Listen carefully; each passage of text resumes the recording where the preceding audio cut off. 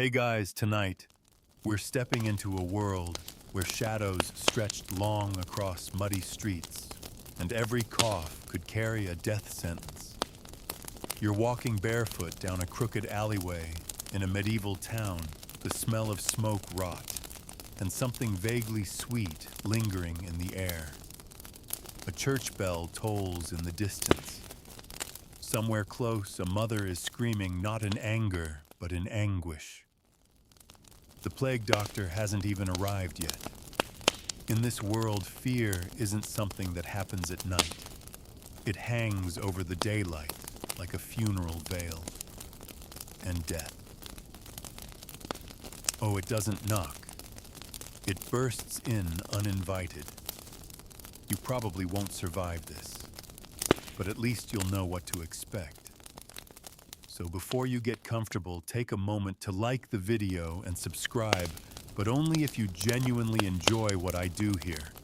Drop your location and local time in the comments too. I'd love to know where you're listening from. Now dim the lights, maybe turn on a fan for that soft background hum, and let's ease into tonight's journey together. You're in the 14th century now. Not a tourist, not a knight, not even a merchant. Just an average soul born into an average life, probably in a wooden home with a straw roof and dirt floors. You're lucky if your village has a well. You sleep next to your animals. And you live with the reality that at any given moment, whether you stub your toe or bite into spoiled cheese, something invisible could begin its slow march toward your lungs, your blood, your brain. Tonight's question, what was the biggest killer in the Middle Ages? You might be thinking the plague, and you'd be partly right. But there's more to it than that. Because while the Black Death certainly stands tall in the memory of medieval death tolls, it wasn't the only silent reaper. Think broader. Think famine. Think infection. Think childbirth. And above all, think about a world without understanding where most deaths had no name, no cause, no treatment, and no prevention. Just a whimper, then silence. You're a child when you first see it up close. Death. It's not in battle. It's not from dragons or warlords or some noble duel like the stories. It's your younger sister cradled by your mother, her tiny lips blue, her skin burning hot but cold to the touch. They say it was a fever. They always say that. The priest whispers prayers, the neighbors cross themselves. But no one really knows what happened. One day she was chasing chickens in the yard. The next she was coughing blood and gone. There's no doctor, just the healer woman with roots and tinctures and superstitions. By the time you're 10, you've seen more funerals than birthdays. Back then, dying of old age was a fairy tale. If you made it past your 5th birthday, you were already defying odds, and the culprit behind all this carnage disease. Not just the big ones like the plague, but dozens of unnamed, unstoppable illnesses. You don't understand bacteria or viruses. No one does. Germ theory won't arrive for centuries. You think illness comes from bad air, from sin, from imbalance in your humors. Blood phlegm, black bile, and yellow bile. If you're out of whack, you might be bled or purged, or even made to drink mercury. Yes, mercury. Because if it burns going down, it must be working, right? And the scariest part, you can't see it coming. There's no warning siren, no test result, no stethoscope. Just a shiver, a headache, a sore that doesn't heal. Maybe your glands swell, your skin bruises, your breath becomes shallow and rapid. Then the world starts slipping away. One of the most devastating killers, tuberculosis, will linger in your village like a ghost for years. People call it consumption because it consumes your strength, your flesh, your breath. You waste away slowly over months. And when you start coughing up blood, it's almost a relief. At least now everyone knows what's coming. And yet that's not even the worst. Because when the 14th century hits, something darker rolls in on the backs of fleas and rats. You've heard stories. Entire villages gone. Whole towns silent. No smoke, no laughter, no church bells. Just boarded windows and a smell in the air that turns your stomach. The Black Death. Yersinia pestis. You don't know the name, but you know its work. You're maybe 16 now, strong, hopeful, working the land, trying to build something for yourself when it reaches your town. First, a neighbor falls ill. Then a priest. Then your friend's whole family. And then the doors begin closing. You watch them hammer boards over windows. You hear the cries for water, for help, for mercy. But no one goes near. Even priests stop giving last rites. Bodies pile up like firewood.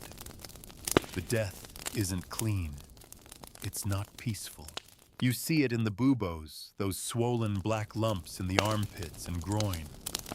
You see it in the fevers that boil the brain, the vomit streaked with blood, the crying that turns to screams and then to nothing.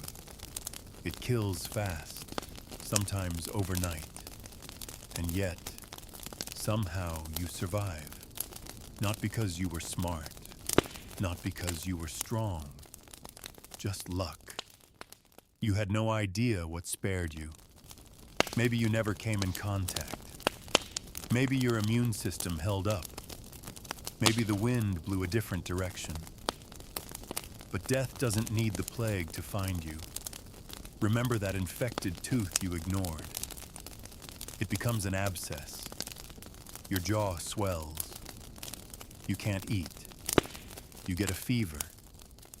Before you know it, sepsis spreads through your blood. That's the end. Or maybe you cut your hand on a scythe while harvesting, and days later you can't move your fingers. Your arm blackens. Gangrene. No antibiotics. No amputation. Just prayers. And women. Women face their own unique terrors. Childbirth isn't sacred, it's deadly. Every pregnancy is a gamble. Bleeding, infection, obstructed labor. No midwife can fix it if something goes wrong. And even if you live, your child might not. Half of all children die before they're 5. Some never get a name. So yes, the Black Death took millions in waves. But the real killer, the biggest killer, wasn't just one disease. It was all of them. A kingdom of invisible enemies, all thriving in a world without hygiene medicine or even understanding. You keep moving because that's what people do. You till the land, you pray harder, you look for signs in the stars. Maybe one day a new cure will come from the east. Maybe the monks will find it in an old book. Maybe. But for now, the killer remains nameless, and it's everywhere. You wake with a start.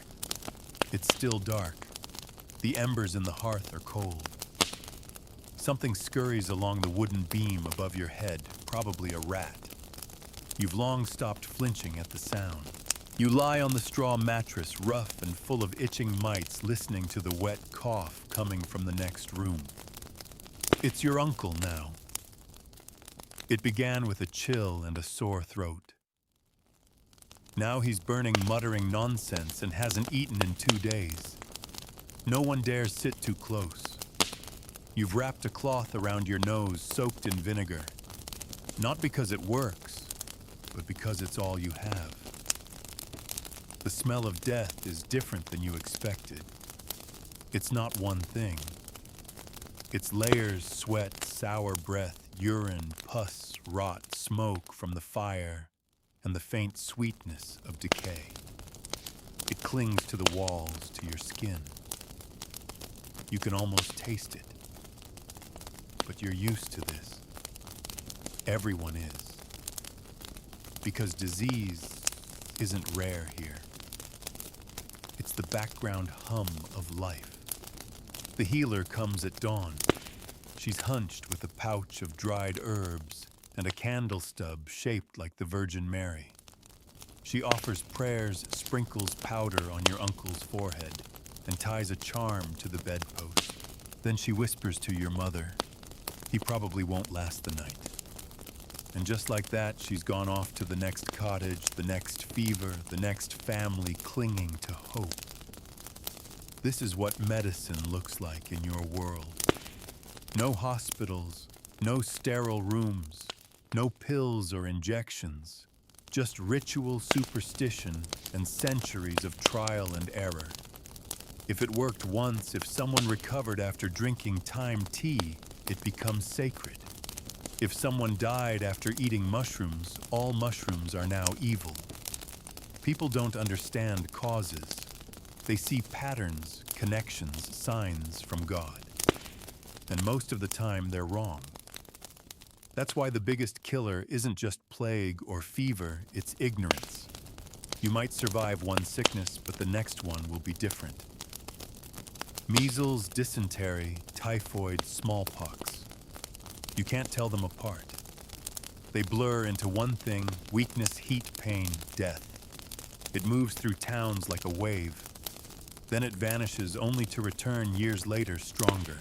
And always the same rituals follow: ringing church bells to break the air, lighting fires to push back the evil wind, marching in processions, and whipping your own back until it bleeds.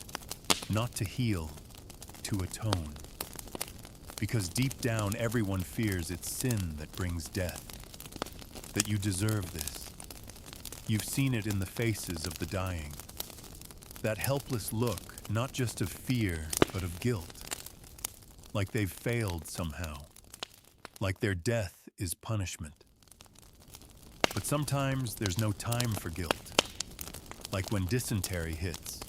You get stomach cramps, then diarrhea, violent and constant. You weaken quickly. Your body dehydrates.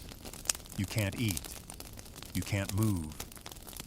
By the third day, you're delirious. You slip into unconsciousness. And then you're gone. It spreads through water, through filth, through flies, but you don't know that. No one does. There's no concept of contamination. You dump your waste in the river, then drink from it the next day. You wash your vegetables in it, and when someone dies, you clean their body using that same water, thinking you're doing a holy thing. There are worse ways to go, of course. Smallpox leaves you disfigured if you live. Your skin blisters, scabs over, and peels in patches. Some people survive blind. Others scarred so badly they no longer look human. And those who don't make it well, the lucky ones, go quickly. The rest linger. You remember a boy your age. He was one of the strong ones, fast, clever, good at archery. He caught smallpox in the spring. By summer, he was bones and sores. You barely recognized him. When they buried him, they couldn't even lift the lid of the coffin all the way. The smell was too much. And then there's leprosy. Now, leprosy doesn't kill fast. It kills slowly, publicly, shamefully. You start losing sensation in your hands. Then ulcers appear. Your skin turns pale. Your nose collapses. Your fingers shorten. People stop touching you. You're called unclean. Eventually, they force you out of town into a leper house or a remote cottage far from the village. If you ever return, you must wear a bell to announce your approach. You are feared not for your pain, but for what you represent, sin made flesh. And what makes it worse, it's often not leprosy at all. Sometimes it's psoriasis, sometimes it's eczema, but no one knows the difference. If your skin betrays you, so will the world. You spend most of your life trying not to be noticed. If you're sick, you stay quiet. You don't want to be accused of witchcraft or cursed blood. Better to die silently than bring shame on your family. But for women, everything is harder. A woman's body is seen as mysterious, dangerous. Her monthly bleeding is viewed as unclean. Her womb is a vessel, but if it fails to carry a child or carries one that dies, she's blamed. Miscarriages are common, so are stillbirths. But the sorrow isn't always public. Sometimes the midwife just carries the bundle away, quietly, buries it under the moonlight, and says nothing. A woman might give birth 10 times and still only have 2 children survive. One might die from a fever, another from failure to thrive, a catch-all term for any baby who simply stops crying, stops moving, stops living. There are no incubators, no neonatal care, no explanations. Just grief and maybe a priest. And for the mother, every labor is a brush with death. There are no cesareans, no blood transfusions. If something goes wrong, you pray. If you hemorrhage, you bleed out. If the afterbirth doesn't come, infection sets in. You spike a fever. You hallucinate. You die. That's why childbirth wasn't just a family event. It was a spiritual one.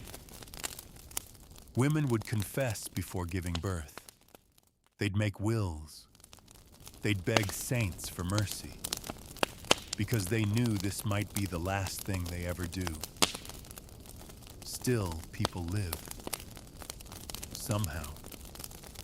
Maybe it's resilience. Maybe it's denial. Maybe it's just the way things are. You find joy where you can. A fresh loaf of bread.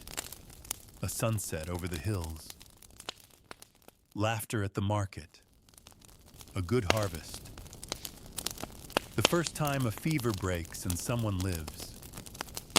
You celebrate survival, not victory. You've stopped wondering why disease strikes. You don't ask why your cousin died, but your neighbor lived. Why your wife recovered from fever, but your child didn't. The questions lead nowhere. They only hurt.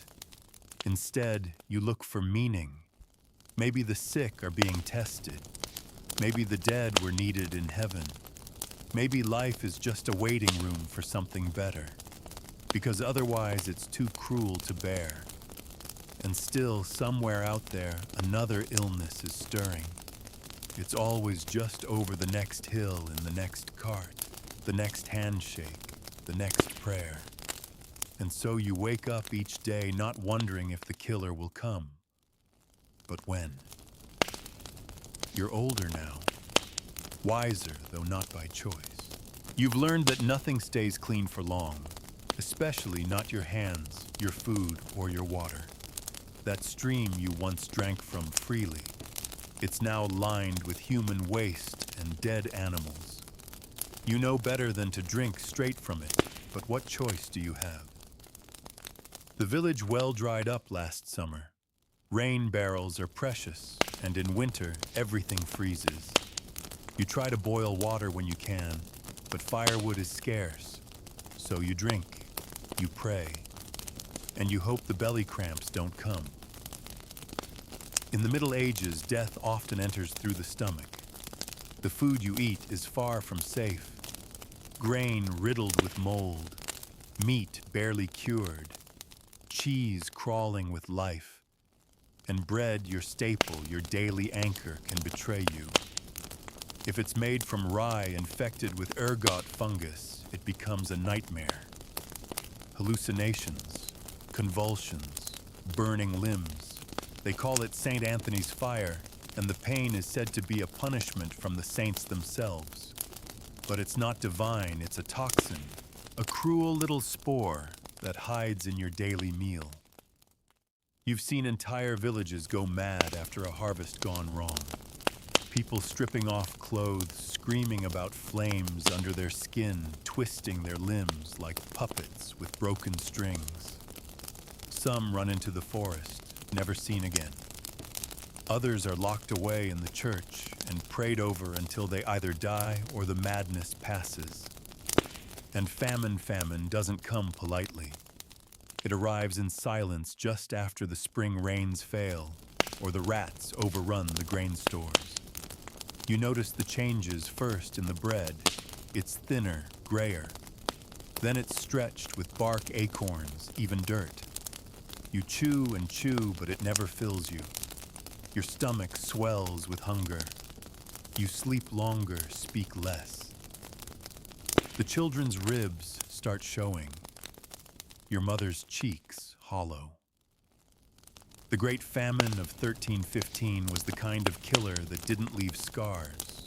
It left absence. Fields drowned in unrelenting rain. Crops rotted in place. Livestock sickened from moldy feed. And across Europe, millions died. Not in war, not in plague, but from hunger. And hunger kills slowly. First, it weakens your immune system. Then, any minor illness becomes fatal. A scratch turns septic. A cold becomes pneumonia. Even the flu can carry you off. And with so many bodies, funerals are rushed. Burials become mass graves. Coffins are reused. The dead are stacked like cords of firewood. You were maybe 20 then. You remember walking miles just to find stale bread. You traded your boots for a bag of oats. People whispered about eating cats, then dogs, then worse. Those who survived learned never to waste food again. Even moldy meat was better than none. Hunger taught you that death didn't need violence. It only needed time. And in all this, the church loomed large. The church offered hope, comfort, ritual, but it also controlled knowledge. Monks were among the few who could read, and medical texts were cloistered behind abbey walls. Many were written in Latin, full of Greek theory and mysticism. The four humors ruled everything. If you were sick, it was because your humors were unbalanced. Too much blood, get bled. Too much black bile, purge. Headache, try leeches. Fever, drink a decoction of boiled urine and honey. Some monks tried to study anatomy, but dissection was taboo and few bodies were allowed for study. What they knew of the body came from ancient texts and animal corpses. They believed the liver produced blood, that the heart was a furnace of heat, that illness came from stars' sin or spoiled air. And so you never question the priest when he tells you to fast, to confess to stop sleeping with your wife. He says the sickness is punishment. You believe it. There's power in belief. When all else fails, it's all you have.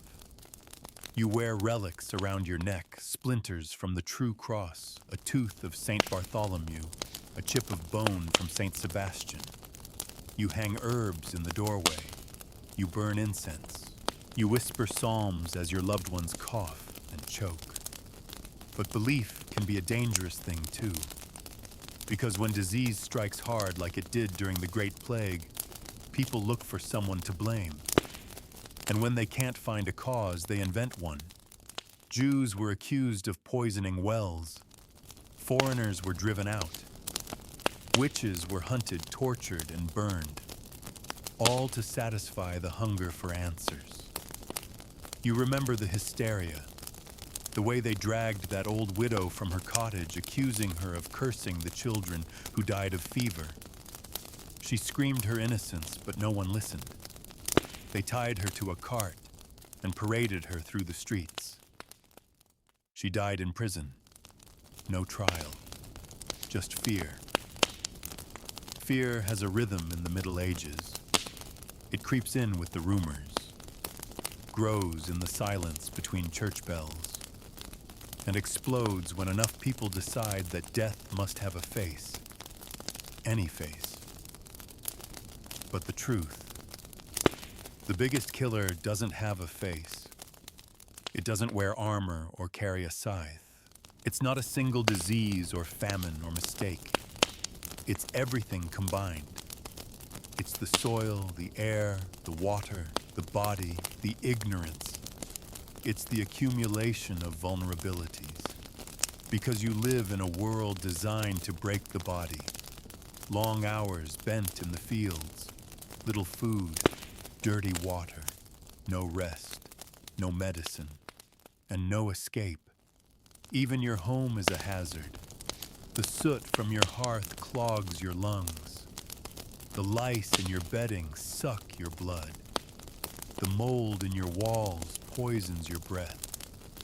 You sleep beside your animals for warmth, but they bring fleas and dung and noise. You share a chamber pot. You rarely bathe. And when you do, it's in the same water your siblings already used. But you don't feel poor. This is life. And when someone dies, it's not a tragedy, it's a passing, a transition. You accept it because to question it would be unbearable. You've learned to smile despite the sorrow, to dance at weddings even when half the guests are coughing, to sing at harvest even with empty stomachs. Life is brief, so you live it while you can. Because in the Middle Ages, survival isn't a guarantee, it's a miracle. The miracle of your survival isn't something you think about often. It's too fragile, too temporary. But every now and then when the sun cuts through the mist just right, or a baby laughs in the square, or the bread rises high for once instead of falling flat, you pause. Just long enough to notice you're still here. Most people don't get that luxury. By your 30s, if you're lucky enough to get there, you've already outlived most of your childhood friends. Some vanished during the coughing plague that swept through town. Others died from accidents, injuries, or childbirth. One drowned in the river during a storm. A few simply went to bed one night and never woke up. No one knows why. The priest says God called them early. You nod, but you wonder. You've stopped asking questions. Not because you've stopped caring, but because there are too many questions and no one has the answers. Why does one child survive a fever and another fade away? Why does the strongest man in the village fall to a sore throat, while the frail old woman keeps going like a winter root? Why does a tiny cut on your foot become a death sentence, while the boy who fell from a ladder 3 summers ago lived to tell the tale? The truth is, you've accepted that your body is a battlefield, and not just against plague or famine. Every single day is a low-grade war against dirt parasites, hunger, fatigue, and cold. There's no medical system to lean on, no village doctor with a leather bag full of tools and pills. Healing is done at home or not at all. You've seen it. A man breaks his leg falling from a cart. There's no splint, no anesthesia. They try to straighten the bone. He screams until his voice gives out. Then fever sets in. Red lines crawl up his thigh. The swelling grows. His leg turns black, and within days he's dead. There are no surgeries here. Not really. At least not safe ones. No one understands sterilization. Instruments aren't cleaned, just wiped on a cloth. Pain is dealt with by biting leather drinking ale or passing out. Some barbers double as surgeons, pulling teeth and lancing boils between trimming beards and singing news. They carry razors and hooks, and sometimes, if things go bad, a saw. That saw isn't for carpentry, it's for amputation. If infection takes hold, they might try to cut the limb before the rot spreads. There's no antiseptic, no clean blades, just muscle-bone blood and panic. And if the bleeding doesn't kill you, the infection probably will. But even less dramatic injuries can turn fatal. Step on a rusty nail, that wound festers. Without treatment, it stiffens your limbs, clenches your jaw.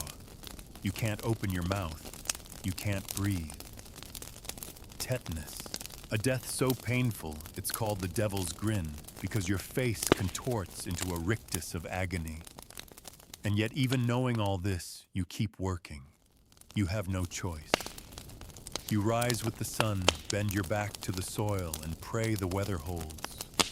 Wet fields mean moldy grain. Dry seasons mean starvation. Your life and the life of everyone you love hangs on forces beyond your control: rain, frost, rats, and wind. And when the harvest fails, sickness always follows. Hunger makes you weaker. Weakness lets infection slip in. And when one person falls ill, the rest often follow. There's no quarantine, how could there be? You all share a single room, one fire, one bed, one meal, and for many, death isn't even seen as the end of something unfair. It's part of life's rhythm.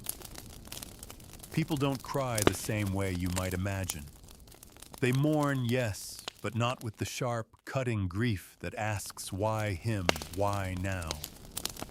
Instead, it's softer, quieter, a familiar ache. You dig the grave yourself. Shallow in winters because the ground is too hard. There are no headstones, just wooden crosses or stacked rocks. Sometimes just memory. You mark the spot in your mind, hope the weeds won't grow too fast, and go back to your chores. And when someone dies suddenly, a fit in their sleep, a fall, a fever that comes and goes in hours, you don't call it mysterious. You just call it God's will. Still, there's a pattern once you begin to notice. Death doesn't just stalk the old or the very young. It has favorites: the pregnant, the wounded, the poor, the ones with no one to tend to them, the ones who keep going when they should have rested, the ones who share a bed with someone already coughing. Even sleep can be dangerous.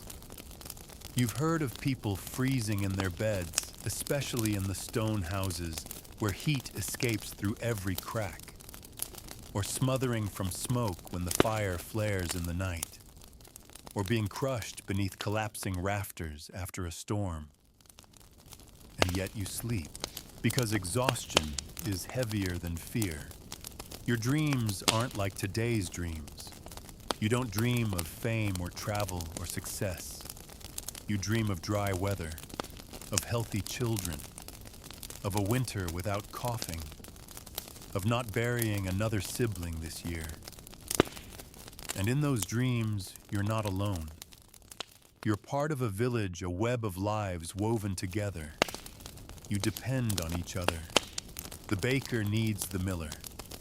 The midwife needs the shepherd. The blacksmith needs the charcoal burner. No one survives alone. Not here. That's why when illness spreads, it spreads fast.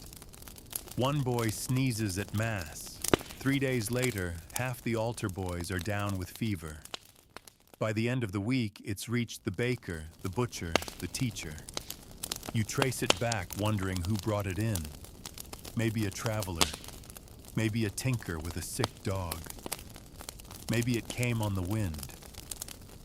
But the truth is, it was already here. It always is. Waiting. And the worst part, you don't get immunity the way people now do. Surviving one sickness doesn't make you stronger. It just means you lived that time. Next time might be different. So you live gently, cautiously. You don't tempt fate. You don't boast about good health. You whisper when someone recovers, as if afraid to wake the spirits. Because here in the world of cold stone floors and smoky rafters and uncertain mornings, death is never far. It waits in the water, in the bread, in the wound on your knee, in the breath of someone you love. And the biggest killer, it's not just a disease. It's this world. This quiet, beautiful, brutal world. You step outside just after dawn, the mist still clinging to the thatch roofs like breath that's forgotten to vanish. The air is cold, not from weather, but from a kind of emptiness. The kind that sets in after another night of silence, broken only by coughing, whimpering, and prayers whispered too softly for even God to hear. There's a new black cloth nailed to the door of a cottage 3 houses down. Someone else is gone. No bell rang. No procession. Just a quiet hammer, a bow of the head, and the certainty that no one will enter that home for days, maybe weeks. This is how it's done now. Disease has taught you not just how to die, but how to mourn efficiently, quietly, and often. You remember a time not long ago when death was still dramatic, when families wailed in the streets, when bells tolled for hours, when whole villages gathered in the churchyard. But now, it's different. The scale of death has changed your customs. Even grief gets rationed. Because what happens when you cry for the 3rd brother, the 5th child, the 7th neighbor? Eventually you run out of tears. The burial ground is fuller than you've ever seen it. Graves so close together, the earth rises and falls like a stitched wound. There's no more room for deep digging. Sometimes a rain will come and expose bone. No one says anything. You just look away. And in your heart, you know this is normal now. It didn't start this way, of course. There was a time when death shocked you, when your hands trembled at the sight of a still face, when you stayed up at night trying to remember the exact sound of a lost voice. But repetition dulls even the sharpest knife. And the Middle Ages, they're made of repetition. Fevers come in waves. Winters arrive like sentences passed down from the heavens. Every year brings the same rhythms, sow, harvest, pray, bury. Repeat until it's your turn. You begin to see illness not as an intruder, but a neighbor, always nearby, always watching. It's in the dust on your window, the spoon in your mouth, the kiss on your child's forehead. You've stopped believing in safety. Instead, you believe in chance. Take your neighbor, tall, strong, always healthy. He caught something in the spring, a cough at first, then chills, then silence. He went to bed one night and was dead by morning. No warning, no farewell. But his son, the boy who shared his bed, lived. Why, no one knows. You talk to the priest about it, but he has no answers. He quotes scripture. He tells you to make peace with your soul. But he doesn't know why the healthy fall and the sick survive. His own brother died last winter. The man never missed a mass. And in that silence, superstition grows. You've heard whispers, maybe the baker's wife made a deal with dark forces. Maybe the man who hasn't been sick in 10 years has a cursed amulet. Maybe the old widow who hums strange songs at night is protecting herself with forbidden knowledge. Fear makes logic bend. But sometimes the truth is even stranger than the stories. You once met a traveler. He spoke with a strange accent and wore a charm made of glass. He claimed to have seen cities where people didn't die so easily, where healers used strange tools, where streets were cleaned regularly. You didn't believe him at first, but now you wonder. What if it's not curses or luck? What if it's knowledge, but knowledge is dangerous? It threatens the way things are. It questions authority. It challenges God. And in the Middle Ages, challenging God is one of the fastest ways to die. So you keep your questions to yourself. Instead, you follow the rules. You go to Mass. You pay your tithes. You drink your bitter teas. You wear your charms. And you pray. Always you pray. But deep down, a small part of you knows the prayers aren't enough. Not against the fever that burns from within. Not against the rot that creeps up from a scratch on your ankle. Not against the cold that settles into your lungs like a stone. Not against the birth that goes wrong in the middle of the night, with no midwife in sight, and no candle left to light the room. The biggest killer doesn't wear a crown or wield a sword. It doesn't ride a horse or speak a name. It slips in quietly like mist through the cracks in your wool. It touches everything. Everyone. And it's not just death, it's the helplessness. Because what can you do? You have no microscope, no medicine, no science, just instinct, just guesses, just a handful of herbs, a whispered prayer, and the same hope that carried your ancestors through plagues, famines, and fire. That you'll wake up tomorrow. That your child will stop coughing. That the fever will break. That the harvest will come. That somehow you'll make it through. You've learned not to look too far ahead. Planning is for lords and kings. You measure life in seasons, in days, in whether the bread rises, whether the animals birth healthy, whether the village bell stays silent for a few days in a row.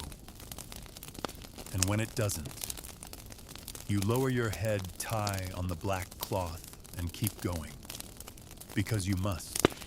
Because no matter how close death presses in life still stirs. In the cry of a newborn, the first buds of spring, the flicker of warmth in the hearth, the laughter brief but honest at the market. You cling to those things. Because here in this world, they are the only things stronger than the biggest killer of all. By now you've learned to listen for silence.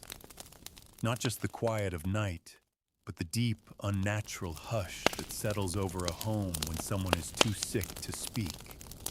You know that sound, the absence of coughing, of moaning, of prayers. That stillness that comes only before the end. You hear it from outside a neighbor's door and know before anyone tells you someone inside has died. Again. Death isn't loud anymore. It's patient. And what you've come to fear most isn't pain, but helplessness. Because when sickness comes, and it always comes, there's almost nothing you can do.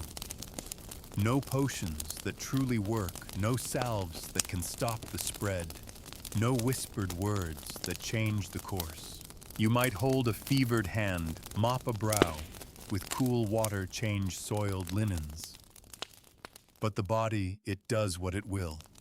It wins or it fails. You've watched a boy survive a raging fever and a healthy young man collapse from a chill. You've seen women scream through childbirth only to die minutes later of bleeding you couldn't stop. And you've seen babies go stiff in their mother's arms, blue-lipped and silent. It's not rare. It's not shocking. It's just life.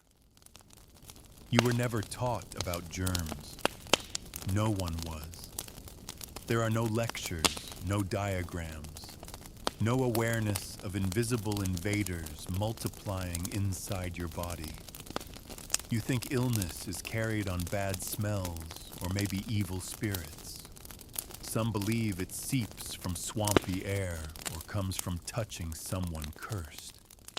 Others say it's God's punishment, and if you fall sick, you must have sinned. So you cleanse your soul. You confess, fast, pray.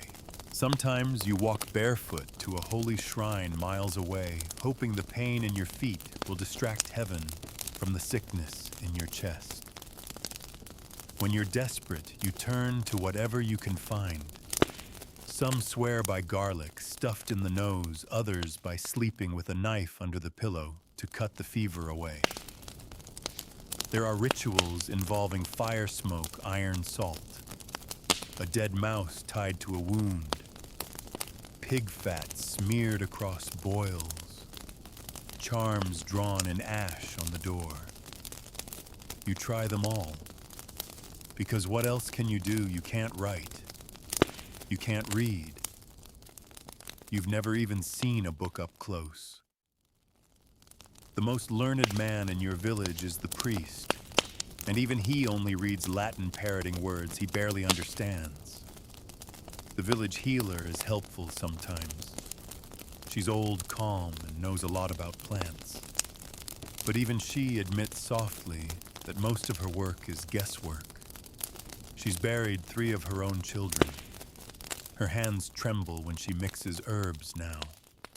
And when all else fails, you look to the stars. Astrology is as much a medicine as anything else here. If Mars is in a certain place, it's a bad time for bloodletting. If Venus is bright, maybe the fever will break. You don't fully understand the meanings, but you believe in them anyway.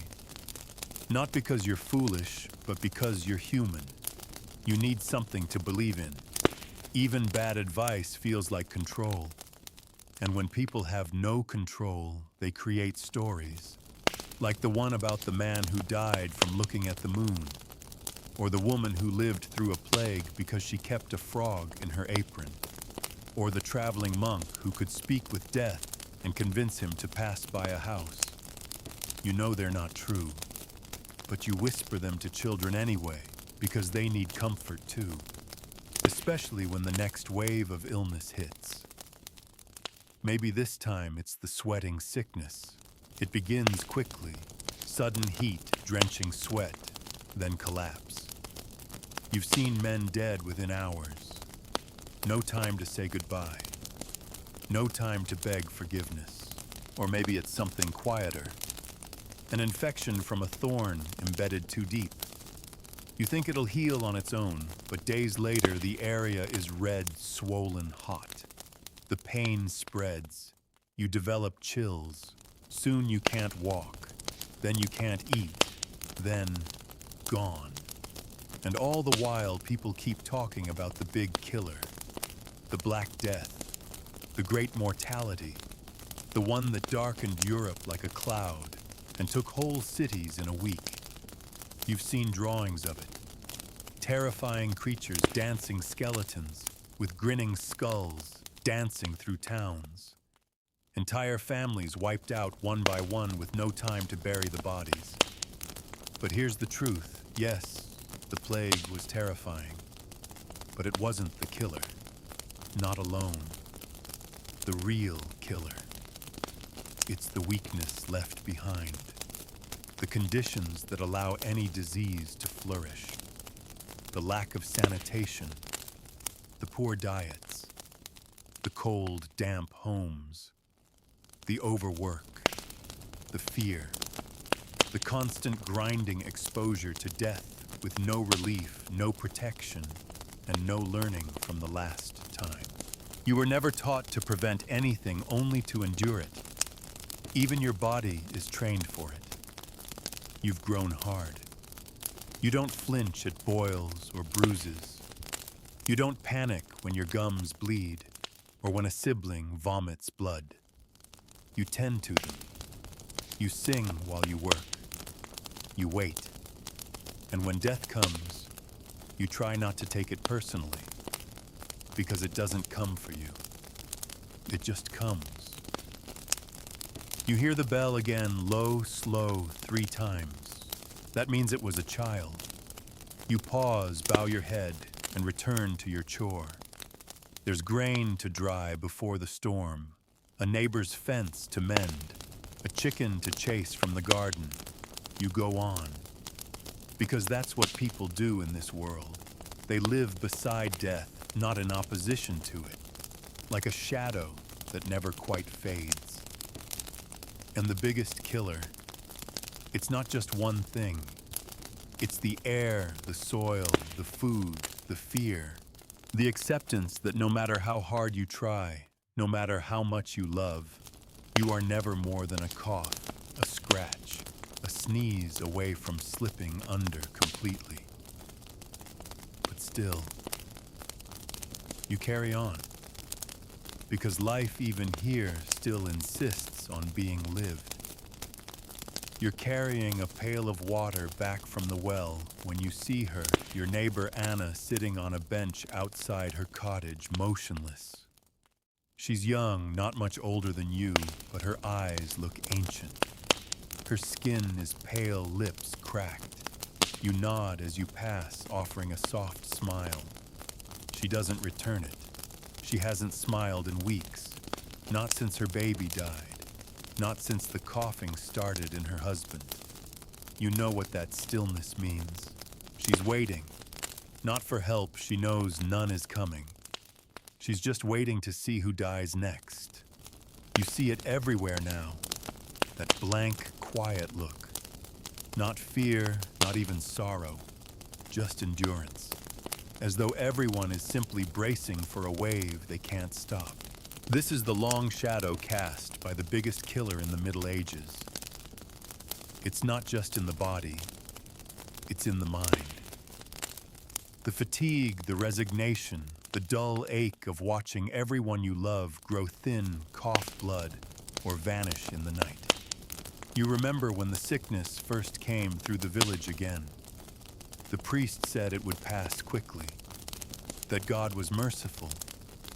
But that was months ago, and still the bell tolls each morning. You try not to keep track, but you do. 27 this time. And those are just the ones you know by name. You used to cry when the cart came around to collect bodies. Now you just help. You wrap the legs, keep the flies off their mouths. You help dig if you're strong enough. Sometimes you whisper their names. Sometimes you don't. And you keep your head down. Because eye contact invites questions. And questions make people remember. And remembering hurts. Not that there's much room to forget. Your body reminds you daily. You're thin, not hungry exactly, but never full. Your hands are cracked from cold water and rough work. Your back aches constantly. You used to sleep on a bed of straw and think it soft. Now you barely notice it at all. Everything feels heavier than it should. Your bones, your breath, even your thoughts. And yet life continues. You still go to church even though the pews are emptier than before. You still kiss your fingers and touch the wood of the crucifix when you pass it. You still whisper, "Protect us," before stepping into any home. Not because you think it works, but because doing nothing would feel worse. The church tells you suffering is holy, that God tests the faithful, that your pain has meaning. But you've seen the priest weep in private. You've seen him bury 2 siblings and his own mother. You've seen his robe grow threadbare and his fingers shake during communion. You wonder if even he still believes what he says. And in your quieter moments, you wonder what the world might look like without all this death. What would it feel like to live a whole year without losing someone? What would it mean to know your children would grow old? What if you could understand why people die and prevent it, but you stop yourself? Those aren't thoughts for you. Those are thoughts for kings, for scholars. You are a peasant, a worker, a survivor. Your job is not to question, it's to endure. Still, the thoughts slip through sometimes, especially when you meet someone who traveled far. Like the merchant who passed through a few weeks ago, coughing into a scented cloth.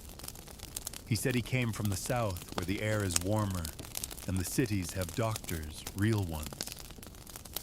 He spoke of men who cut open bodies to understand their workings, who wash their hands before treating wounds, who wear long coats and use silver tools and talk of tiny creatures too small to see. You don't understand half of what he said, but something in your chest stirred. Not hope exactly, not yet, but curiosity. Could it be true? Could all this death have reason? Could the biggest killer in the Middle Ages be not fate, but ignorance? Still, you say nothing. You help your mother prepare the stew. You fetch water. You scrub the floor with sand and ash. You tend the small garden behind your cottage, even though the soil is poor and the sun scarce. You brush flies from the bread. You patch your father's cloak, because that's what life demands. Not understanding, just effort. But the questions linger. What if we knew more? What if the rot in the bread caused the madness? What if the bloodletting made the fevers worse? What if the wounds needed cleaning, not just prayer? What if suffering was not holy, but solvable? You never say these things out loud. To question the ways is to invite suspicion. Witchcraft, they might whisper. Pride. Rebellion. But still, you wonder. And maybe that's the most dangerous thing of all in this time. Not the disease, not the hunger, not even the death itself. Maybe the most dangerous thing is the idea that it doesn't have to be this way. That the biggest killer in the Middle Ages wasn't just the plague or the famines or the infections. It was the silence, the not knowing, the centuries of blindness stumbling forward with faith and fear and no idea what really lived beneath the skin or in the air. And yet, despite everything, you keep walking, back from the well, past Anna, past the black cloth on the neighbor's door, toward your home, where a fire still burns low and a child waits to be held. You step inside. You speak softly. You keep going. Because life, even amid death, insists on being lived. You're sitting near the fire now, stirring a weak broth. The flames crackle lazily, casting shadows that flicker against the soot-streaked wall.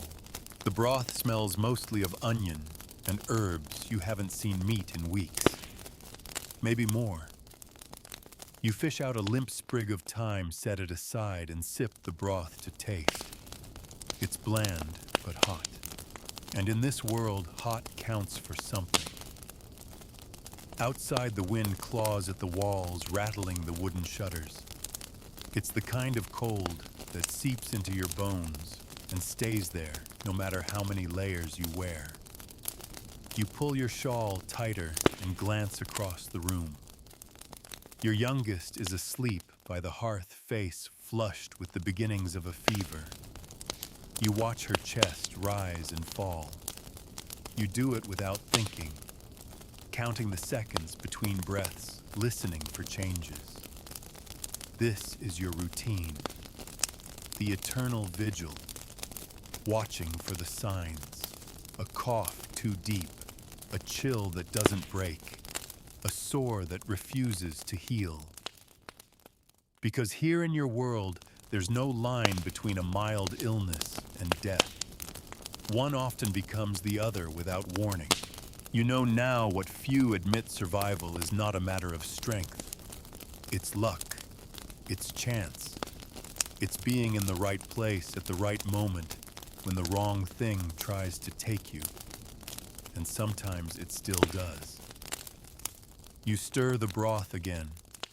You've grown good at noticing the small signs. The sour smell that means rot. The pale tongue that warns of fever. the way fingers curl when infection spreads. These are your tools now, not medicine, not cures, just vigilance, observation, hope. And despite it all, you keep learning. You've learned, for example, that illness doesn't care if you're good. You've seen the kindest people die screaming. You've seen the cruelest live into old age. Morality offers no shield. You've learned that certain times of year are worse. Summer brings insects, spoiled food, and stagnant water. Winter brings frostbite, pneumonia, and weakened resistance.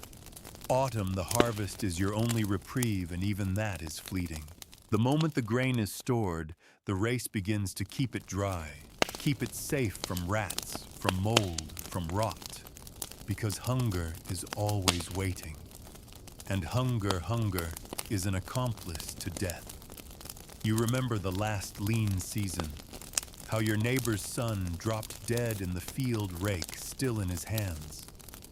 He was thin as a fence post, hadn't eaten more than porridge in days. His heart gave out before the sun hit its peak. The priest said it was God's will. You said nothing, because what else is there to say? You know better than to speak your doubts. The church teaches you that suffering purifies the soul, that poverty is holy, that death is the gate to something better. But when you see your child convulsing on the floor from an infected cut, it's hard to think of holiness. It feels like cruelty. Still you cross yourself. Still you light candles. Still you go to Mass. Because faith is the only medicine most people have. And losing that is worse than losing your breath. You set a bowl of broth near the sleeping child just in case she wakes. Then you sit back, stretching your sore legs, and look at your hands. They're cracked, scarred dirt permanently lining your nails. But they are strong.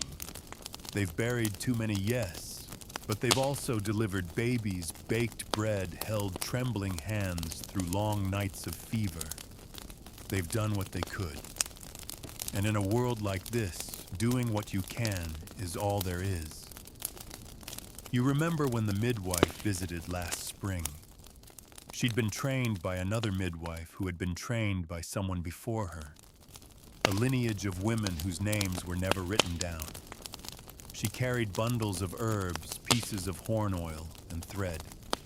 She showed you how to massage a fevered belly, how to turn a breech baby with firm hands and steady breath, how to whisper to a dying child, not words of magic, but comfort. You respected her, even when others called her unnatural, even when the priest frowned at her methods, because you saw the people she saved. You saw the babies who lived, and you understood she was knowledge passed from mouth to ear, hand to hand, heart to heart.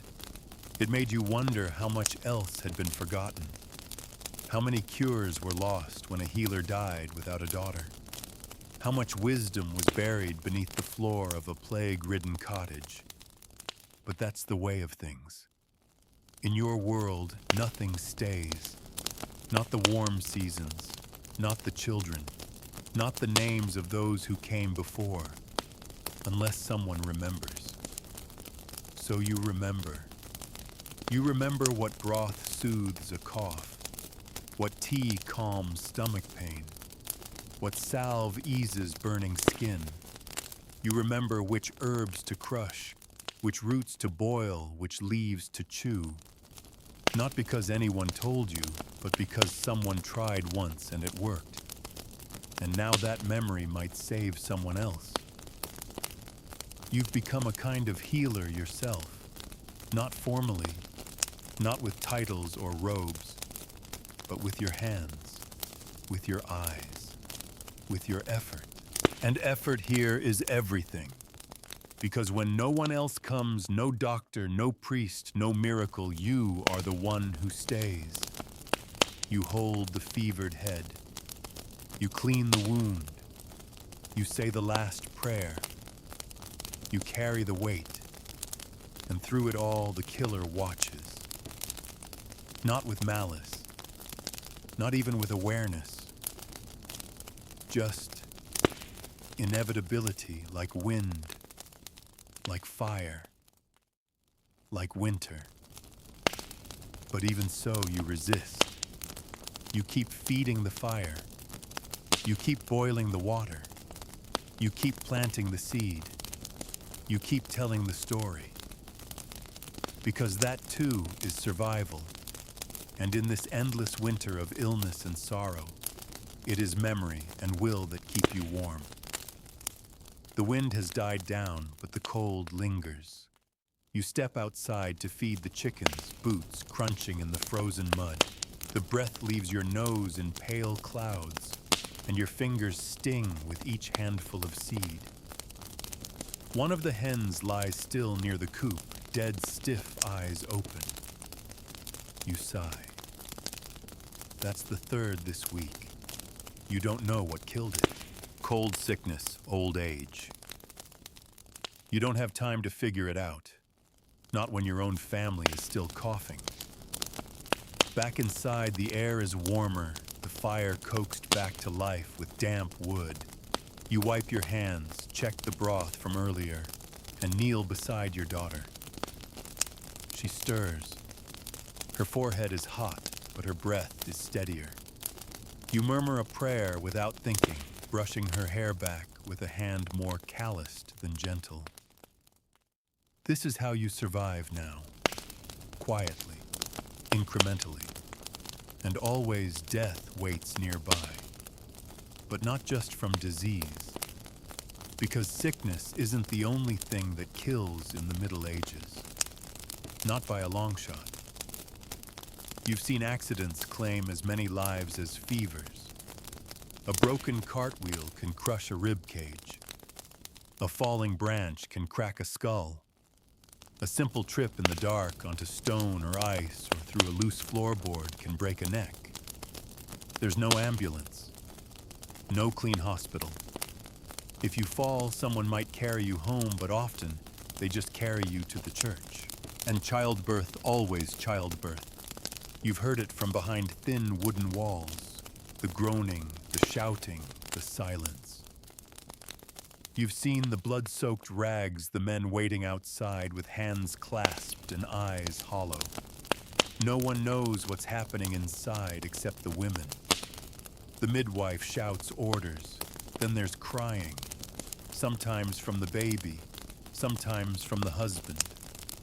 Too often from no one at all. The woman who lives is lucky. The child who breathes a miracle. The deaths come in other forms too. Starvation, especially after a harsh winter or failed harvest. You've seen people chew bark, dig roots, boil leather. Anything to stop the gnawing. Hunger doesn't kill in one blow, it drags you into weakness, then opens the door for something else. A simple cold becomes pneumonia. A scratch turns septic. Hunger is the killer's handmaiden. Then there's fire. You fear fire more than wolves, more than brigands. All it takes is one stray coal, one candle tipped into straw. The dry thatch catches, and then it's done. Your home is gone in minutes. If someone is inside, you pray they didn't feel it long. You've seen the blackened ruins. You've heard the stories. No one forgets the smell of burnt flesh. And the church bells, always the bells. When they toll you, stop what you're doing and listen. One chime for a child, 2 for a woman, 3 for a man. A pause, then again. The tolls continue until the name is spoken at Mass. Lately, the bells rarely stop. But life doesn't pause for grief. You still have to collect firewood, tend animals, patch clothes. You still have to hold your breath when walking past coughing strangers. You still bless your water and mutter protection charms over the door. Because no matter how common death becomes, no one wants to be next. You think sometimes of what's happening beyond your village. You hear rumors from travelers of cities with paved roads and libraries of kings with personal physicians, of scholars dissecting bodies to learn the truth. You imagine what that would be like to know why someone is. To name it. To fight it. But here you have no such luxury. Here you bury your dead and move on. Still, you notice patterns. You notice that sickness spreads faster when the weather turns wet. That people who live near the river often fall ill first. That those who keep their homes swept and smoke herbs regularly tend to recover faster. You say nothing, but you take note. You pass it on to your children, your neighbors, quietly, carefully. You've learned not to challenge authority. When you were younger, you asked questions. Now you just listen. But you teach by action. You boil water even when others say it's unnecessary. You isolate the sick. You clean wounds with wine instead of covering them in dirt. You talk to the midwife. You remember the remedies that worked even once. It's not science, not yet. But it's survival. And it's closer to truth than superstition has ever brought you. You think of the merchant again, the one with strange stories about faraway cities. He said they were beginning to understand the body. He spoke of blood circulation, of organ function, of hygiene. Strange words, alien, but not unwelcome. He left behind a pamphlet written in Latin, smudged and creased. You can't read it, but you keep it anyway. Maybe your son will one day learn to decipher it. Maybe someone else will come who can explain. Maybe. Because maybe the world is changing. But here for now, the killer remains. Not just plague, not just famine, but the long, slow erosion of life in a world too brutal, too blind, too resigned. And you are tired, but not broken. You keep feeding the fire. You keep checking the child's breath. You keep walking to the well. You keep listening for the bells and hoping every day not to hear your own name whispered back. You wake to the sound of wood cracking in the hearth. The fire's nearly out. Just embers now, but you can feel the chill licking at your feet under the blanket. You sit up slowly, your joints stiff from sleep. Or maybe it's the cold. Or maybe it's the work from yesterday, dragging water barrels, hauling wood-grinding grain. Your body doesn't tell you which it just hurts. Your child is still breathing. Her fever broke during the night. You know better than to celebrate yet. The morning after is often when the relapse begins.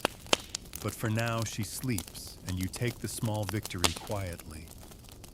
Today is a market day. You pull on your warmest layer wool worn at the sleeves and wrap a scarf around your head. The sun hasn't fully risen, but the village is already stirring. You pass shuttered windows and boarded doors as you walk. The market is just ahead, its few wooden stalls already stacked with turnips, rough bread, and thin cheese. A woman hawks dried herbs. A boy sells eggs with straw still clinging to the shells. No one talks much. Too many sore throats. Too many coughs that sound deep, wet, ominous. You notice a new family at the edge of the crowd. Travelers. Pale, hollow-eyed, leading a limping donkey. They speak another dialect, and they keep their heads low. You hear the whisper before you see it in their eyes, suspicion. Are they bringing sickness? Did they come from a town already lost? Have they buried children along the road? The fear is immediate, sharp, instinctual, because disease doesn't always announce itself. Sometimes it arrives in the form of a stranger with nothing but blisters on his feet and hunger in his eyes. And sometimes that stranger brings the end of your village. So you take a step back. You nod politely, but you do not smile. This is how you live now. Politely distant, gently suspicious. You make your trade an egg for a crust of bread, a needle for a few onions, and return home quickly. Better not to linger. When you arrive, your child is awake, pale but lucid. She asks for broth. That's a good sign. You warm it slowly, watching the flames grow stronger beneath the pot. The smoke stings your eyes, but the smell of the broth is soothing. Simple things now carry the weight of miracles. As you stir, you think of your mother. She used to say the fire was alive, that it listened, that it could carry your words to God. You don't know if you believe that anymore. But sometimes when the wind howls and the world feels too fragile to stand on, you speak to it anyway. You ask it to spare your children, to spare the village, to spare you. Because it's not just one illness that haunts your days, it's the constant waiting. The knowing that even in moments of calm, something unseen may already be blooming in someone's blood or lungs or brain. Take rabies, for instance. Rare but unforgettable. You remember when a boy was bitten by a wild dog outside the village. At first he seemed fine. A scratch, a little bleeding. Then a week later, the madness came. He screamed, foamed at the mouth, begged for water but couldn't swallow. His eyes bulged, his limbs spasmed. It took 3 men to hold him down. He died shrieking, and no one ever forgot the sound. There are no cures for that. No healing herbs, just the horror of watching someone lose themselves completely before death finally takes pity. Even something as small as a tick bite can be deadly. You've seen infections start in the ankle, spread up the leg, and kill within days. Nobody calls it bacterial infection. They call it a curse, the devil's bite, the cold rot. It doesn't matter what it's called. It still kills. So you learn to fear the tiny things. A cough, a rash, a swollen toe. They are omens, not symptoms. And then there are the mysterious deaths, the ones where someone simply lies down and doesn't wake up. No pain, no fever, just absence. You've seen it. You've buried them. You've heard the stories. He saw an owl the night before. She stepped in a fairy circle. He offended the priest. People need reasons. Because without reasons, the fear is unbearable. But you're beginning to understand something others don't say aloud. The biggest killer in the Middle Ages isn't the Black Death or hunger or even childbirth. It's randomness, the chaos of a world without cause or cure, the fragile balance of survival that can be broken by a sour loaf, a muddy drink, a cold wind. You don't fight death here. You live beside it. It sleeps in the corner. It watches the door. It follows you to the field and back. But for all that life continues, you hand your daughter her broth, and she drinks it slowly. Her eyes are tired but clearer.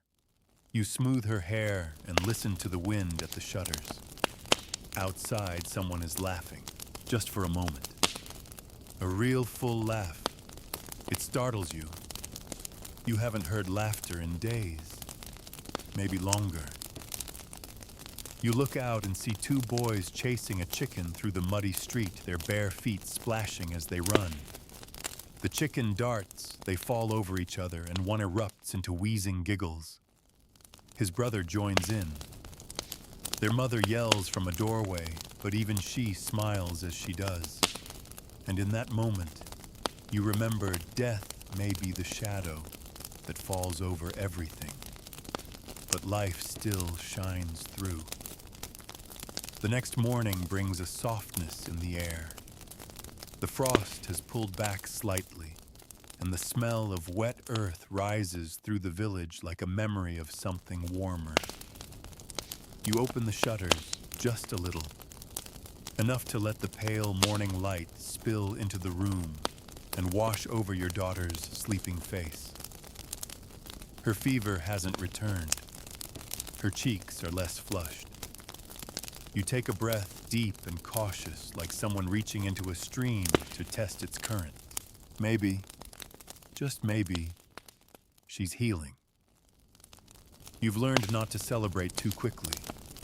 The body is a strange, unpredictable thing. It can rally in the morning and collapse by nightfall.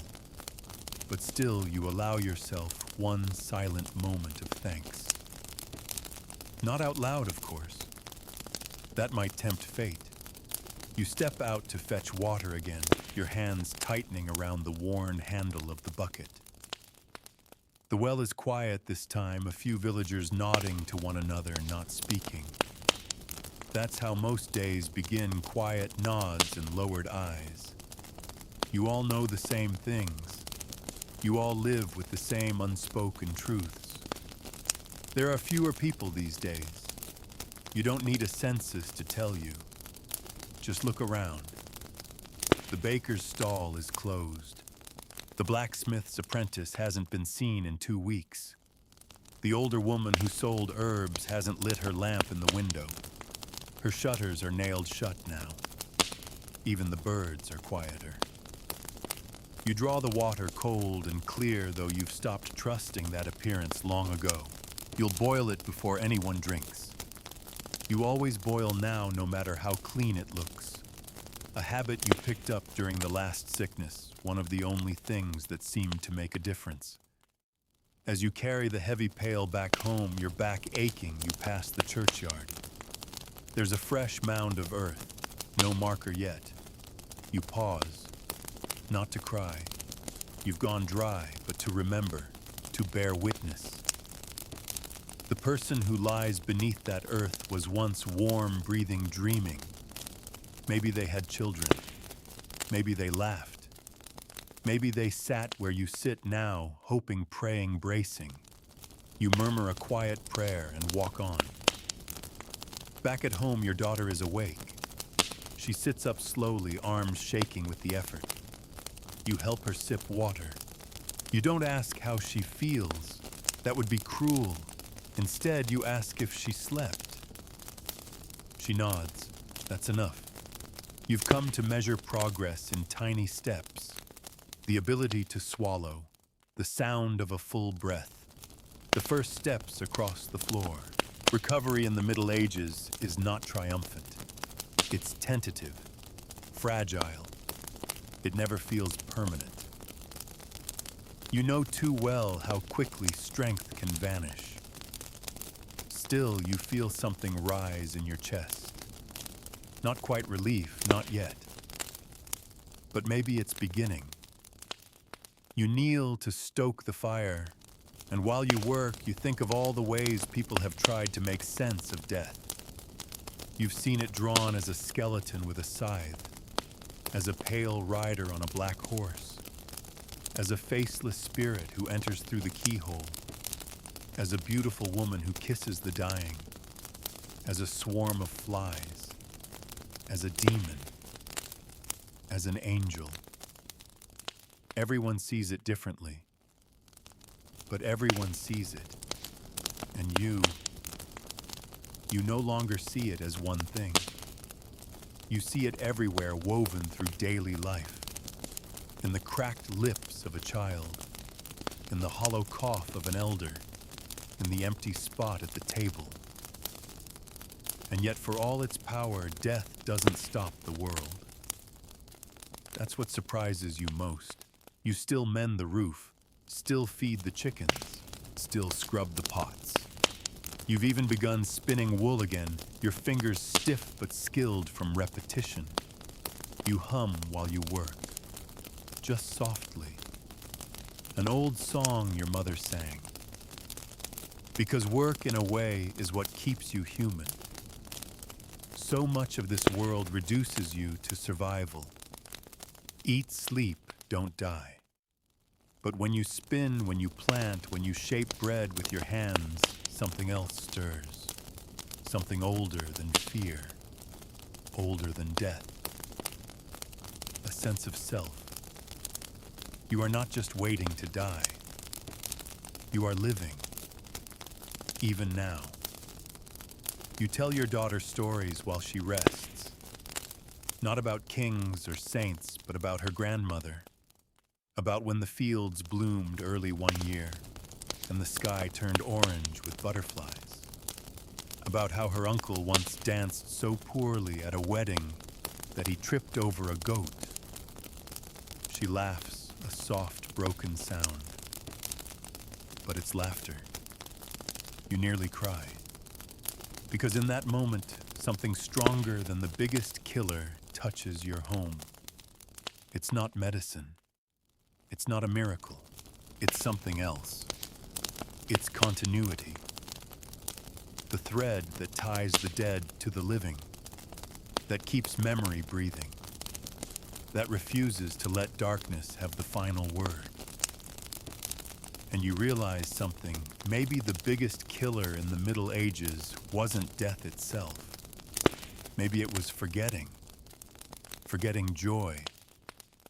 Forgetting beauty. Forgetting that even amid suffering, there were still moments of peace. Moments like this one. A fire. A bowl of water. A resting child. A quiet song. The killer is always there, yes. But so are you. Still standing. Still fighting.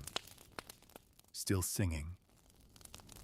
The sun climbs higher, casting a pale glow over the frost-glittered fields, and you step outside again this time to breathe.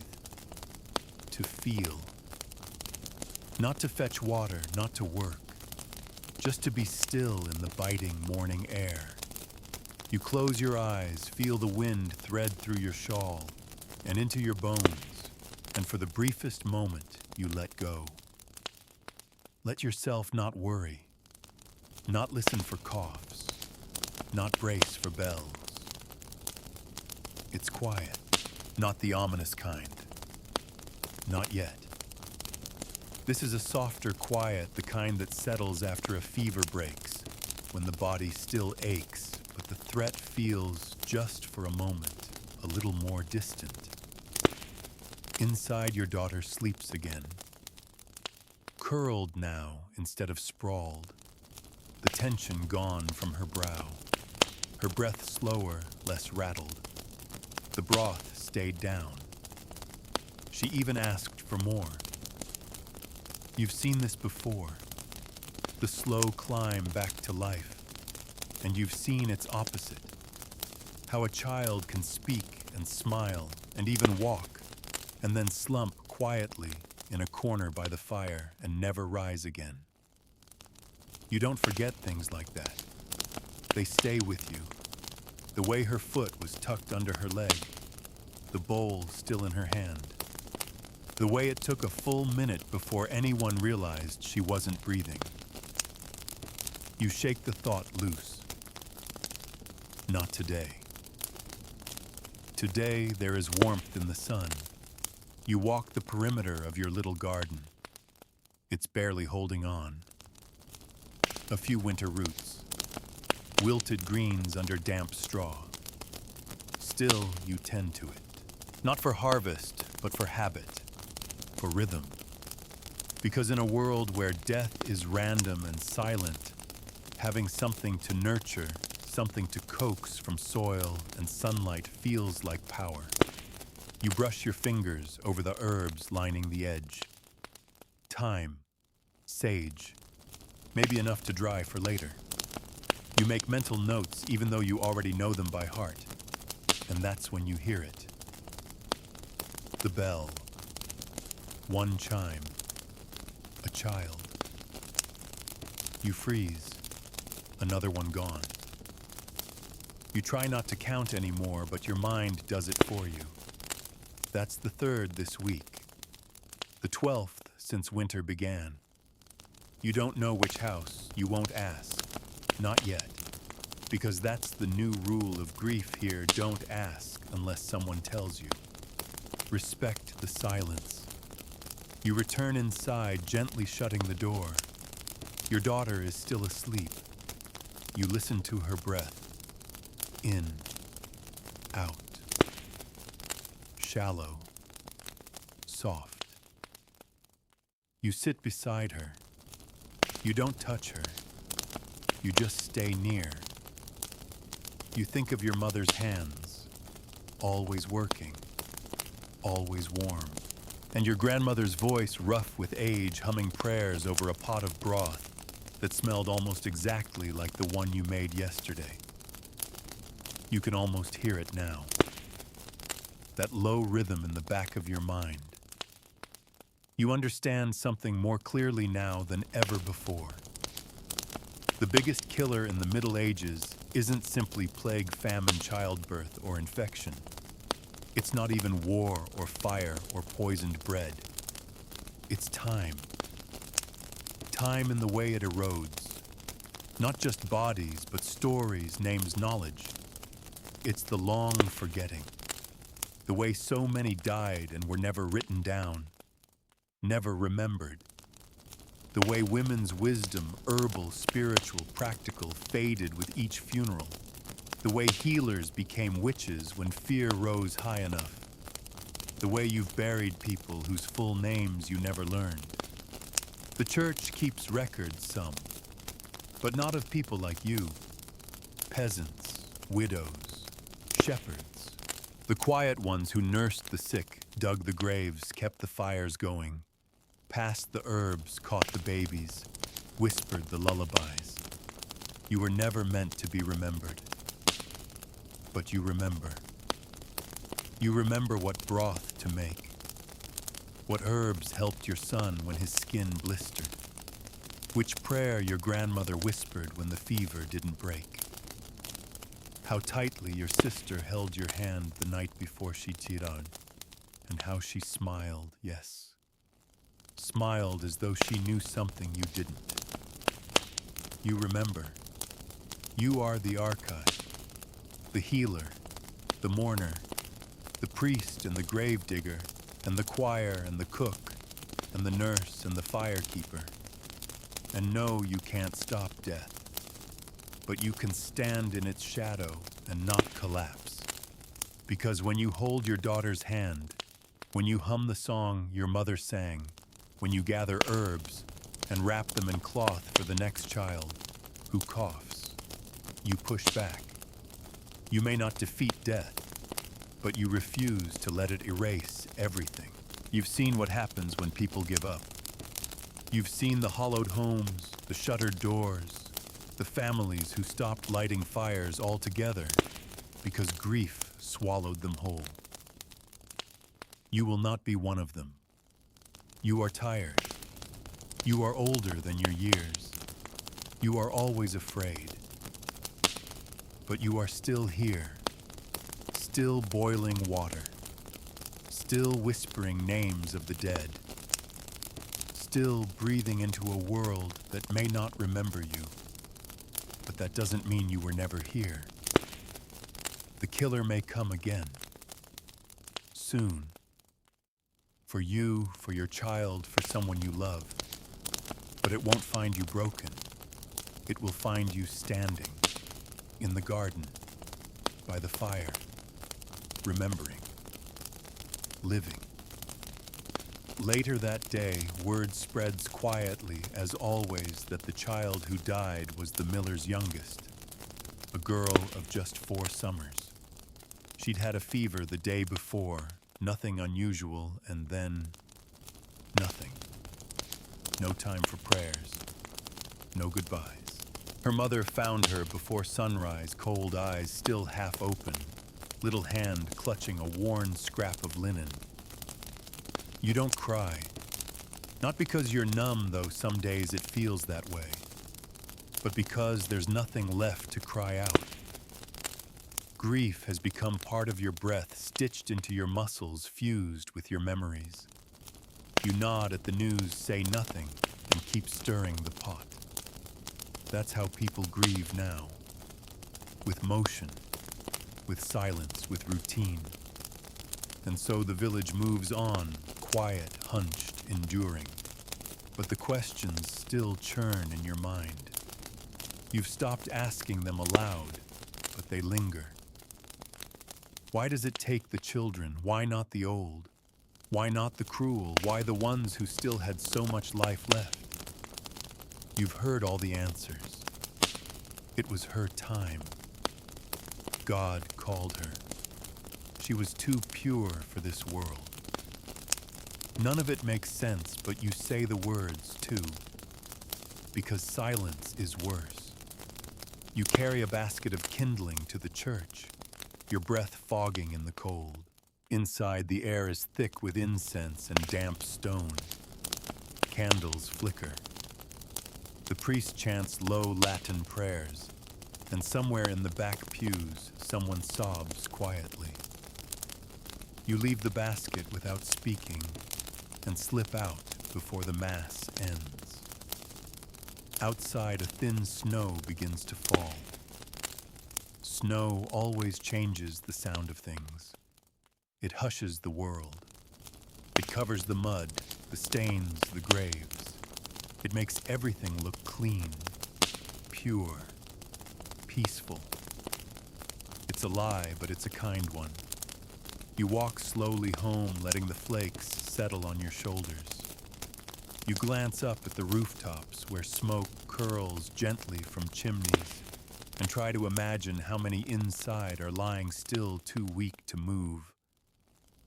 You think about all the people who died in the last year. Some you knew, some you only passed on the road. Some you saw once in the market and never again. You wonder what their names were, what they hoped for, if they were loved. That's the real tragedy, you think. Not just that people die, but that they vanish, unmarked, unrecorded, unremembered. It's one thing to die. Everyone does. It's another to disappear. You wonder sometimes what would be different if the world kept better records. If every life, no matter how poor or short, was written down. If each child lost to fever had a name carved in stone. If each mother who died in childbirth had her story told. Would it matter? Would it change anything? Would it make death feel less senseless? Maybe not. But maybe it would remind the world that these were lives, that they laughed, loved, dreamed, that they were more than statistics whispered across centuries. You return home and check your daughter's forehead, still warm but not burning. Her eyes open slowly, and she asks if she can sit by the fire.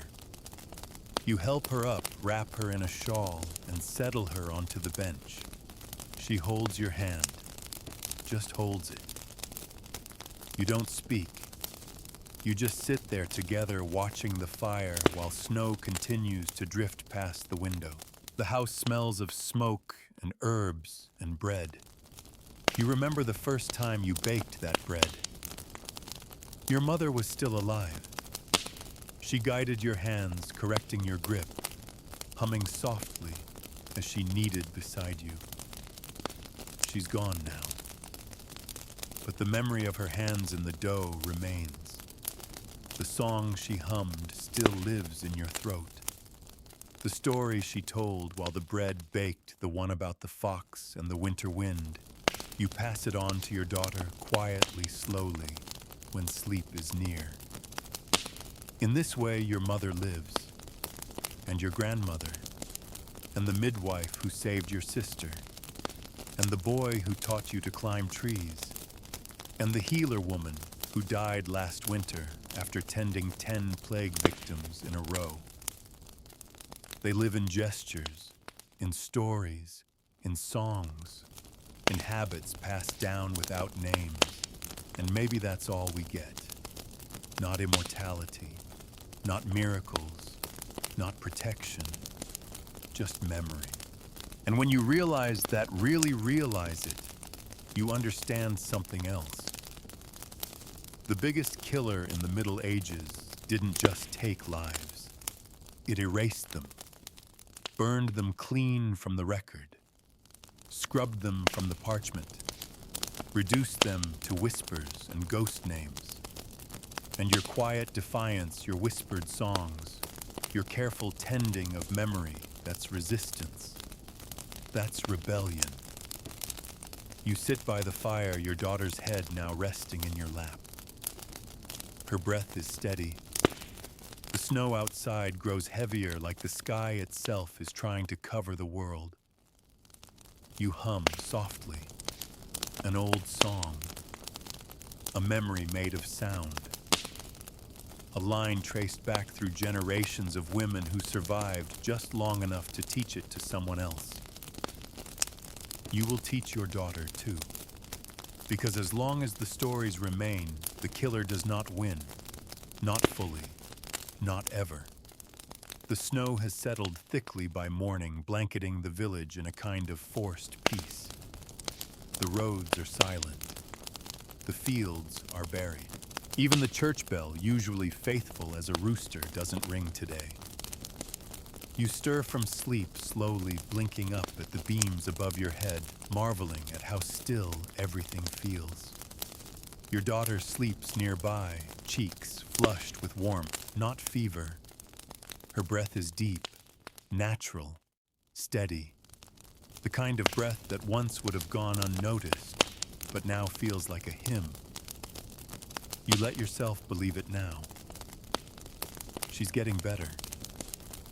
You don't say it aloud, not even to the fire, but you feel it deep in your chest, like an ember that refuses to die. There's color in her lips. She asked for porridge last night. She sat up without help. You should be relieved, and you are, but relief in this world comes with guilt. How many children died this week? How many mothers are holding still bodies instead of warm hands? What have you done differently, Think? Nothing but wait and hope and feed and tend. Survival never feels earned, just granted. You dress slowly, every motion stiff from the cold. You step outside, boots crunching in the snow, and pause. The landscape is silent and shining, every rooftop iced in white, the air sharp enough to cut. Smoke trails upward from fewer chimneys now, but enough to say we're still here. You carry ashes to the pile behind the house. The snow hushes your footsteps, and for once you don't hear the usual coughs, the sobs, the shouts. The quiet feels honest today, not like fear, but like calm. Not like something is wrong, like something might at last be resting. You turn toward the fields. They look pure now, like the past year of sickness and suffering has been erased with a soft hand. But you know better. Beneath that snow lie graves, dozens, perhaps more, some marked, some not, some dug in haste, others with no words spoken at all. You stand still, letting your breath fog before you. You don't mourn out loud. You've learned to carry grief in the body through labor, through motion, through silence. But today you whisper their names, one at a time, the names of those you lost, some recent, some long gone, some that only lived for a few days, wrapped in cloth and gently placed in the earth. before they could ever speak. It's not a ritual, not a ceremony. It's survival.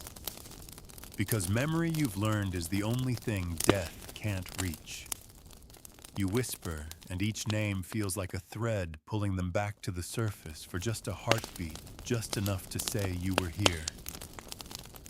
I remember. You return inside, brushing snow from your shoulders, and find your daughter sitting up. She's smiling at the fire. Not a big smile, but a real one. Her eyes are clearer today. Her voice is stronger when she asks for water. You warm it gently, your hands trembling, and hand it to her like it's the Holy Grail. She sips, swallows, sighs, and you, without thinking, kneel beside her and cry. Not from grief, but from release. Because for so long, death was the only outcome you knew how to prepare for. You had forgotten what hope felt like in your own throat. You sit together for a while, her leaning on your shoulder, you humming without words. Outside, the snow continues to fall, and inside the fire glows brighter than it has in weeks.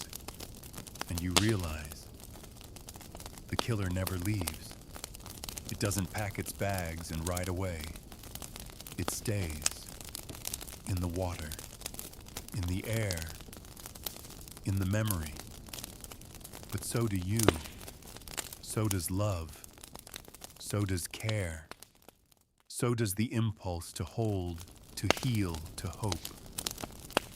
You once thought the biggest killer was the plague, then famine, then childbirth, then ignorance. But now you understand it deeper. The biggest killer in the Middle Ages is surrender, the quiet kind. The kind that sets in after too many burials. The kind that silences lullabies. The kind that makes you stop lighting the fire, stop telling stories, stop hoping.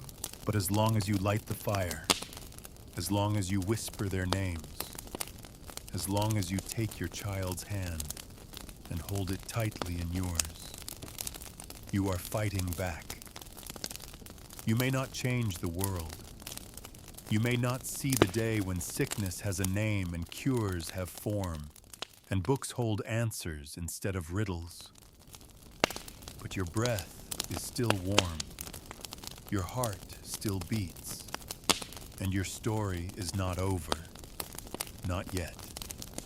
Snow gives way to slush, slush to mud. And before long, the village awakens beneath the dull gray sigh of early spring. The rooftops drip, the air carries the scent of thawed earth, and the chickens cluck again with tired protest. You stand at your doorway, hands on your hips, watching the season drag itself into being, like an old man rising from his bed, aching but alive. Your daughter is walking again. Still slow, still pale, but walking. She's gathering kindling without being asked, feeding the chickens, humming quietly as she goes. Every now and then you catch her glancing skyward, blinking into the pale light, as if rediscovering the color of the sky. You feel it too, that odd, almost disorienting sensation of hope returning after a long, dark stretch of just surviving.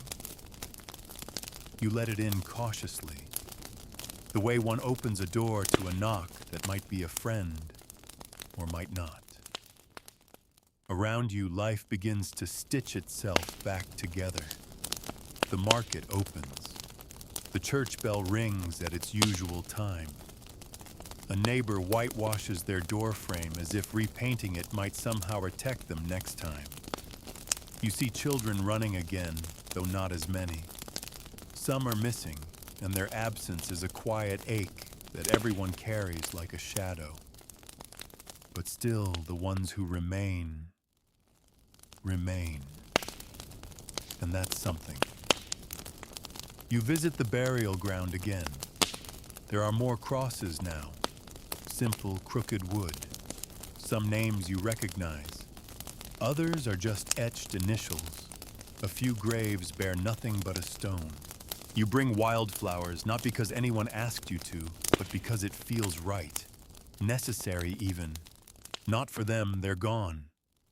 For you.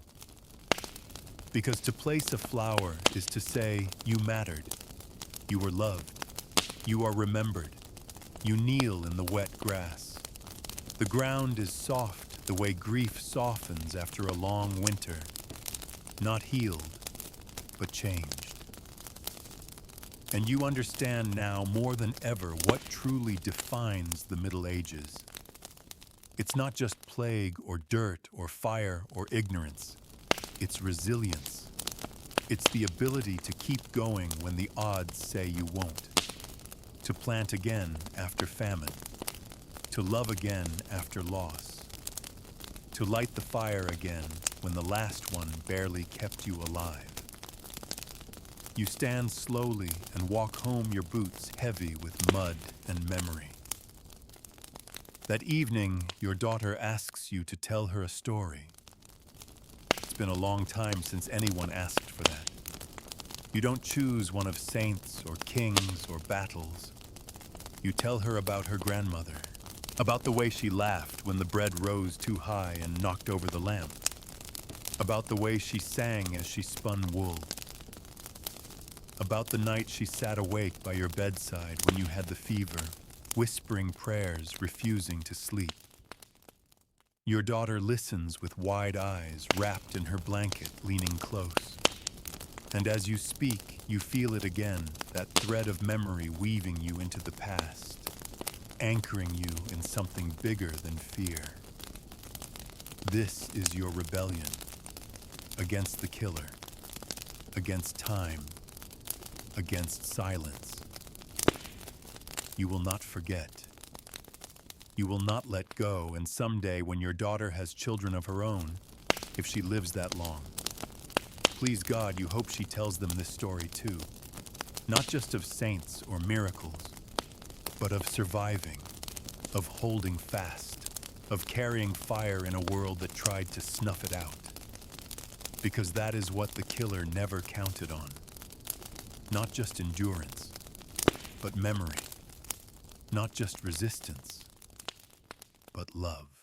And in that moment, as you stroke her hair and feel her lean heavier against you, you realize you are still here, alive. And so are your stories. And so is the warmth. And so for now, you win. And now as your eyes grow heavy, I want you to leave behind the cold cobblestones, the coughing shadows, the tolling bells. Let go of the bitter wind, the smoky huts, the long nights of waiting and wondering. Let it all drift backward, farther and farther away. Because you're not in the Middle Ages anymore.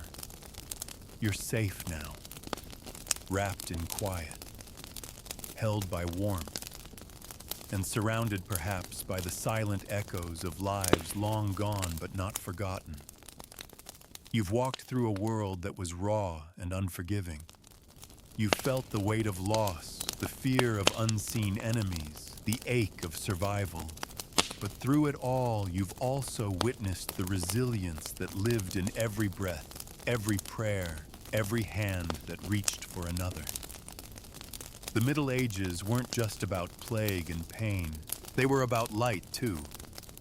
The light of a fire carefully tended, of a lullaby softly sung, of a flower placed on a grave in spring. And now, you can rest. Let your breath slow. Let your body sink deeper into your bed.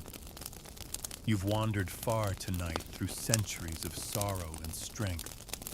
And now it's time to let it all fade. Time to let your mind go still. You are safe. You are warm. And you are far, far from the reach of that ancient, unseen killer. So close your eyes. Sleep well. And remember, the fire always burns again.